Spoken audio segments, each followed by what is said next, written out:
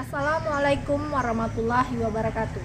Saya Devi Kurnia Pitra, guru IPA dari SMP Negeri 1 Tembilahan, Kabupaten Indragiri Hilir, Provinsi Riau. Pada kesempatan kali ini, saya akan menampilkan best practice mengenai tahapan merdeka dalam pembelajaran IPA. Berikut ulasannya. Pembelajaran jarak jauh telah dilaksanakan lebih dari 1 tahun, disebabkan oleh pembatasan interaksi masyarakat di masa pandemi COVID-19. Berbagai upaya dilaksanakan oleh pihak sekolah dan guru untuk dapat memfasilitasi hak-hak siswa dalam menerima ilmu, baik secara daring maupun secara luring. Begitu juga kompetensi para gurunya yang selalu digesa untuk dapat memaksimalkan kemampuan di bidang ilmu dan teknologi dalam menunjang keberhasilan pembelajaran jarak jauh. Berbagai metode pembelajaran jarak jauh pun dilaksanakan, mulai dari pelaksanaan asesmen diagnostik, serta memanfaatkan berbagai media online dan aplikasi berbasis Android juga ikut diterapkan. Namun beberapa bulan setelah melewati kegiatan pembelajaran ini, antusias murid untuk mengikuti kegiatan pembelajaran jarak jauh mulai berkurang.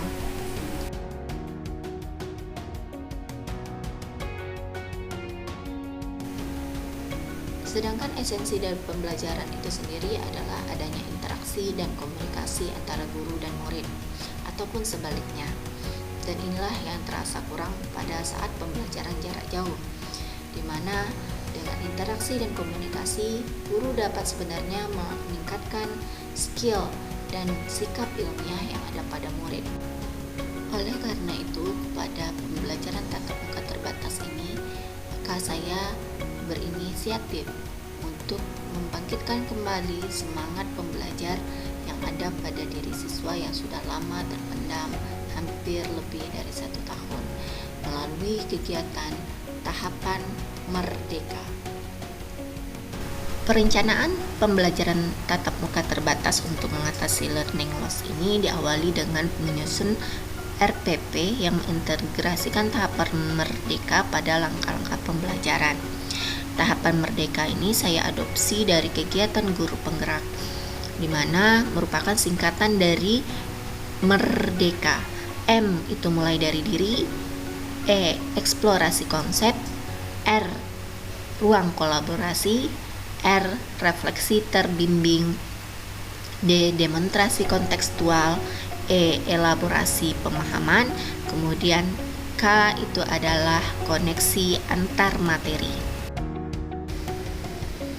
Mengawali pembelajaran dilakukan seperti biasa, yaitu berdoa dan mengecek kehadiran. Kemudian dilanjutkan dengan pembiasaan seperti ayat pendek ataupun menyanyikan lagu nasional.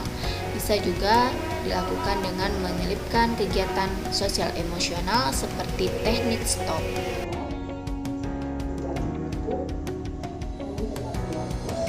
Keterbatasan waktu tatap muka pada PTMT membuat tahapan merdeka ini bisa selesai dalam 2 kali pertemuan, sehingga siswa saya bekali dengan kertas tahapan merdeka di mana mereka bisa mengisi dan menceklis kegiatan yang mereka sudah lalui.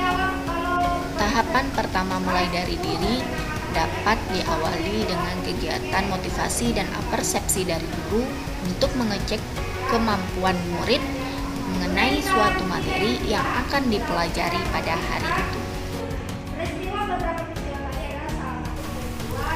Tahap kedua, eksplorasi konsep, di mana murid mencari informasi secara mandiri mengenai materi pembelajaran hari ini melalui berbagai sumber belajar seperti buku, internet, ataupun video pembelajaran. Tahap ketiga, ruang kolaborasi, merupakan kegiatan kolaborasi dalam suatu kelompok. Murid di sini bekerja sama baik diskusi maupun melakukan suatu praktikum untuk membuktikan suatu konsep berdasarkan bimbingan melalui LKPD atau lembar kerja peserta didik. Dalam ruang kolaborasi ini maka banyak kegiatan interaksi dan komunikasi antar murid, di mana di sini kita juga bisa melihat keterampilan murid dalam berdiskusi, berkomunikasi, dan juga melakukan suatu percobaan. Tahapan keempat yaitu refleksi terbimbing merupakan tahapan di mana murid dapat merefleksikan kegiatan pembelajaran dengan kehidupan sehari-hari, di mana mereka mengetahui bahwa pembelajaran hari ini memiliki manfaat dalam kehidupannya.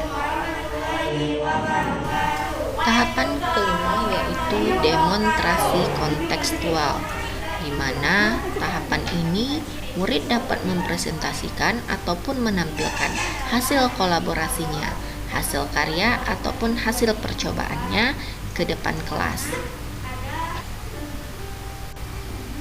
Dalam pembelajaran ini saya juga memasukkan unsur diferensiasi, di mana saya memberikan kebebasan kepada murid untuk menampilkan hasil karya baik dalam bentuk video ataupun presentasi secara langsung. Kemudian juga mereka dapat menampilkan suatu demonstrasi kontekstual dalam penyajian yang berbeda-beda sesuai dengan tujuan pembelajaran yang akan dicapai. Elaborasi pemahaman merupakan tahapan yang keenam, di mana di sini dikonfirmasi pemahaman murid mengenai pembelajaran dengan menyimpulkan ataupun menjawab pertanyaan dari rangkaian pembelajaran yang telah mereka lalui. Tahapan terakhir yaitu koneksi antar materi, di mana murid membuat keterkaitan antar materi yang dipelajarinya saat ini ataupun dengan materi yang dipelajarinya sebelumnya, bisa dalam bentuk peta konsep ataupun sebuah pernyataan. Evaluasi implementasi pembelajaran tatap muka terbatas ini yang dapat saya lakukan, di mana saya merefleksi diri bagaimana cara memahami kebutuhan belajar murid supaya dapat melakukan pembelajaran sesuai dengan kesiapan belajar, kemudian dengan minat dan bakat dan juga profil belajar murid.